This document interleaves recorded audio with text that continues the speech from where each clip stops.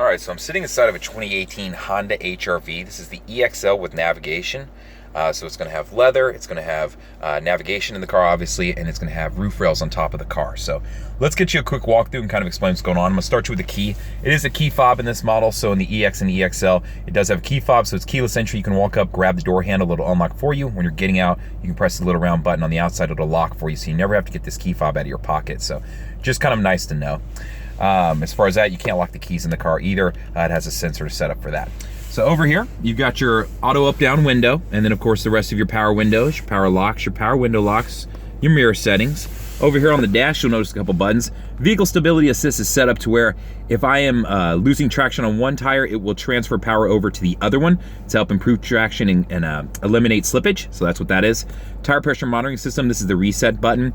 So if you need to have them reset, this is what you would use. Econ button will improve gas mileage of the car. How it works is every time you use it, it shuts down some of the electrical systems in the front end of the car.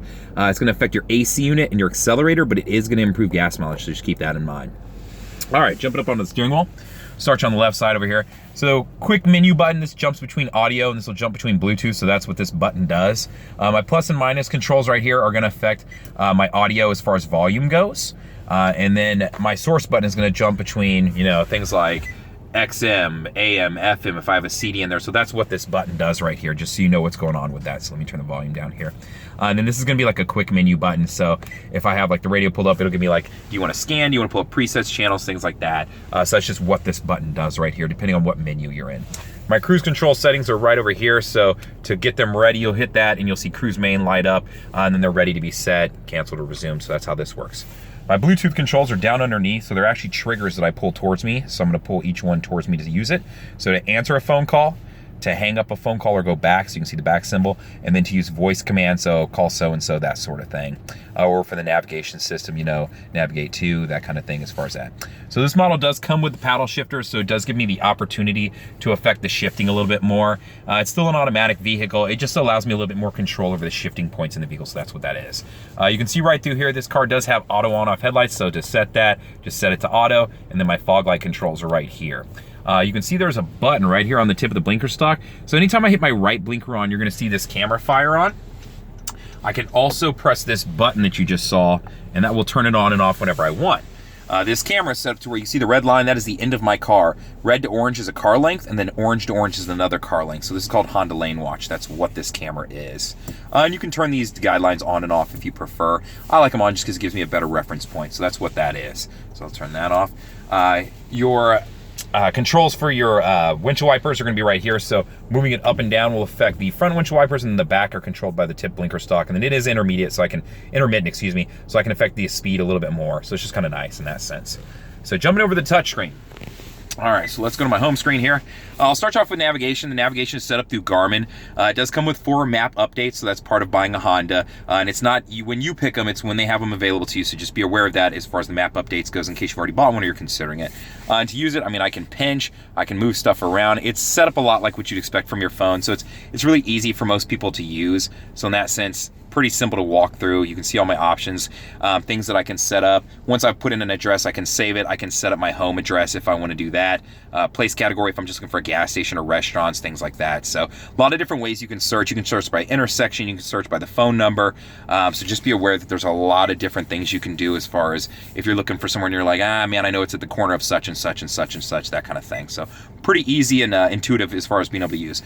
My controls for phone and Bluetooth are going to be right there. So answer phone calls, receive texts, receive emails, things like that. My tripometer information, or I can get to a screensaver if I want. It just depends on what I want to say.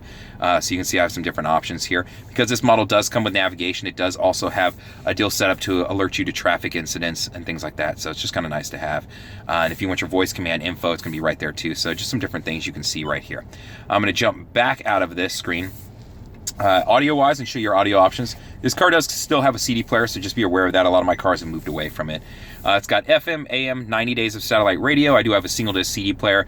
I can plug into the USB, whether it be, you know, a thumb drive or something like that, or I can plug in an iPod. I can plug in my phone. So a lot of different options there. You do have Pandora compatibility, so be aware of that. You can use Spotify and any of the other ones. You'll just want to use the Bluetooth symbol right here, so just be aware of that also. Aha over here is a free app you can download. You really just have to set up an account. It's, you know, a name and an email kind of thing. What it gives you is like restaurants restaurants in the area. It'll give you reviews. It'll give you weather. So just a little bit more connectivity to your phone. And it also does have some audio options as far as like books on tape, podcasts, and different things like that. So it does have some cool stuff. Down here, you'll see your AC controls and your heated seats. So you can see my heated seat controls are right here. I've got a couple different options as far as that goes. As far as hot and cold air, right there, you can see it. My fan speed is going to be over on this other side, and then where I want the air to go is going to be down on the bottom. Moving down a little bit, I'll point out this. You can pop that out. You put a key into that. It allows you to shift the shifter even with the cars not started. So if your car was being pulled up on a flatbed, just be aware that's what's under there, in case you ever wanted to know. Down here, parking brakes, electronic. Put my foot on the brake. I pull up to set it, so just like a handbrake that I would pull. To release it, put my foot on the brake, press down to release it.